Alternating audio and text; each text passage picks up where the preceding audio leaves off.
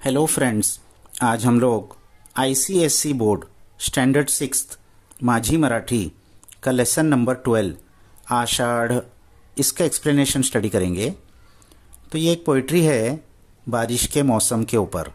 आषाढ़ Marathi calendar का एक महीना है जिसमें बारिश की शुरुआत होती है।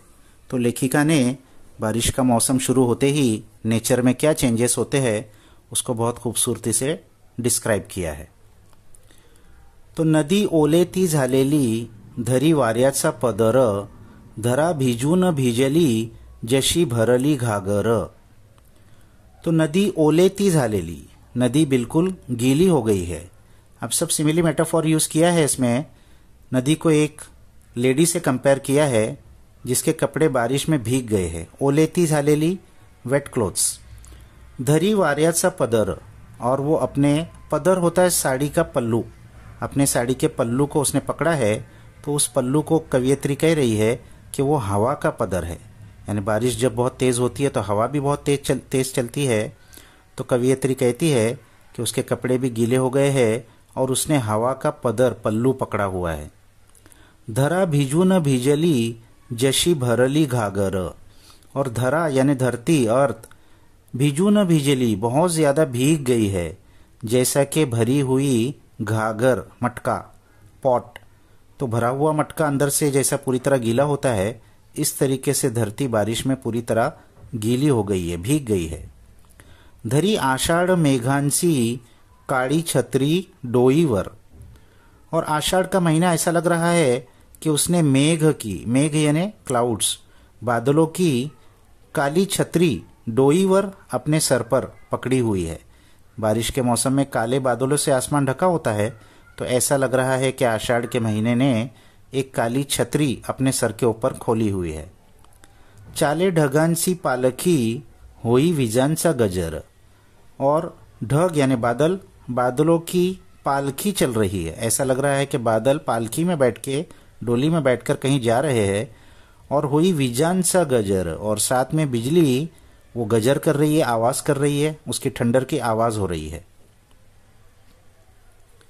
फिर नेक्स्ट स्टैंजा में वो कहती है, घेत उसडी लाटांनी नाचे घुसडे सागर, फेकी मौक्तिक जलाचे होई गगन उदार।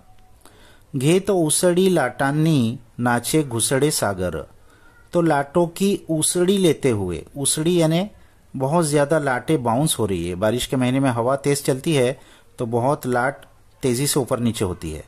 तो ऐसा लग रहा है कि जैसे ये सागर नाच रहा है, घुसड़े होकर। घुसड़े होकर यानी उसकी पूरा जिस्म हल रहा है। बहुत आदमी बेफाम नाचता है तो उसके जिस्म का हर पार्ट शेक होता है, मूव होता है। तो इस तरीके से जो सागर की लाट तेजी से ऊपर नीचे हो रही है, तो ऐसा लग रहा है कि सागर बेफाम होके डांस कर रहा है। फेकी मौक्तिक जलाचे होई गगन उदार, और गगन यानी आसमान, स्काई, ये फेंक रहा है ऊपर से मौक्तिक जलाचे, यानी जल यानी पानी के ड्रॉप्स गिर रहे हैं, लेकिन वो ऐसे लग रहे हैं जैसे कि मौक्तिक है, पर्ल्स है, मोती है। तो गगन आसमान से मौक्तिक यानी पर्ल्स की बारिश कर रहा है। इतना उदार हो गया है, इतना वो अपनी दौलत को बांट रहा है। होत उलटे पालटे कूस बदली शिवार, लाल मातीच्या झोळीत झेली हिरवे अंकुर। तो होत उलटे पालटे कूस बदली शिवार, उल्टे पाल्टे होकर शिवार यानी फार्म, खेत, वो अपना कूस बदल रहे हैं। कूस बदलना यानी करवट बदलना। तो किसान बारिश के जब शुरुआत होती है तो फसल में, खेती में हल चलाता है, जिससे पूरी खेत की मट्टी ऊपर नीचे हो जाती है। तो ऐसा लग रहा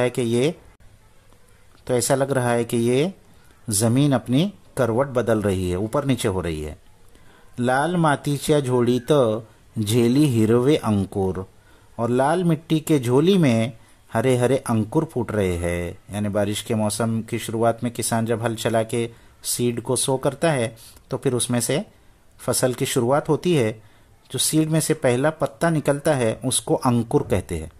तो नए नए अंकुर अभी फूटना शुरू हो रहे हैं, सब तरफ हरियाली फैल गई है। तो लाल मिट्टी के झोली में हरे हरे अंकुर निकल रहे हैं। तो बहुत अच्छा डिस्क्रिप्शन बारिश के मौसम का कवियत्री ने किया है। हमको भी इसी तरीके से नेचर को ऑब्जर्व करना चाहिए।